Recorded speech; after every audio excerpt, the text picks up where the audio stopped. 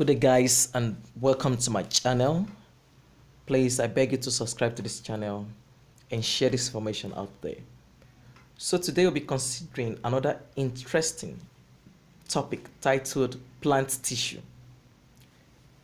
Not just plant tissue, we're looking at the classification of plant tissues or the classification of plant tissue. So plant tissues are basically classified into two. We have the meristematic tissue and we have the permanent tissue. This classification is based on their activity to divide. That means this is based on the activities of this tissue to divide.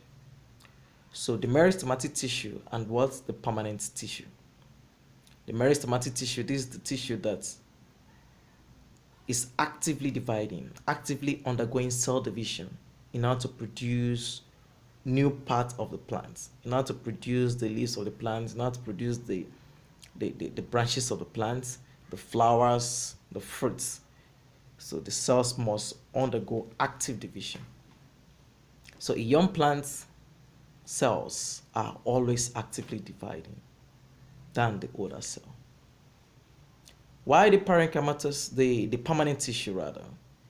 This is the tissue that has lost its activity to divide and are therefore placed in that permanent position. So under the meristematic tissue, they are divided into three types. We have the apical meristem, we have the lateral meristem, and we have the intercalary meristem. The apical meristem, this is the meristem, or this is the meristematic tissue that enables the plant to grow taller. You begin to imagine what is making a plant to grow taller. Why is the plant growing in height? It's because of what the apical meristem. Okay, apart from the apical meristem, we have other growth promoters or plant hormones that helps the plant to grow. We have hormone like the auxin, okay, helping the plant to grow in height. We have another hormone like the cytokinin, which helps the plant to undergo cell division and to produce more cells. The lateral meristem, this is the meristem that encourages secondary growth in plants.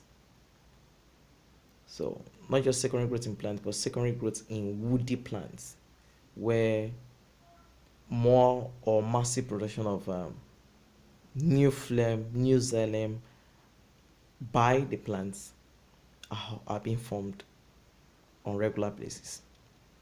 Why the intercalary meristem? This is the meristem that encourages the growth of the internode. So what is an internode? An internode is the distance between two successive nodes. Now if you look at a plant, you see the points called the node and another point called the node.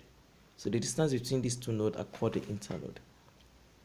So the permanent tissue can be divided into two. We have the simple permanent tissue and we have the complex permanent tissue. The simple permanent tissue are the parenchyma, the collenchyma, and the sclerenchyma. The parenchyma is known as the packing tissue. The collenchyma, this is the tissue that supports the plants.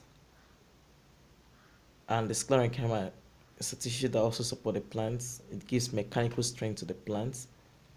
So the sclerenchyma is composed of fiber and the scleroid, also known as the scleroid is also known as the stone cell. The complex tissue is broadly divided into the xylem and the phloem. The xylem are made up of the trachea, the vessel, the xylem parenchyma, and the xylem fiber. While the phloem is made up of the sieve tube, companion cell, phloem parenchyma, and phloem fiber. Thank you so much for watching and at the same time listening. I want you to please subscribe to this information and share this information to the larger population out there. To have a great time.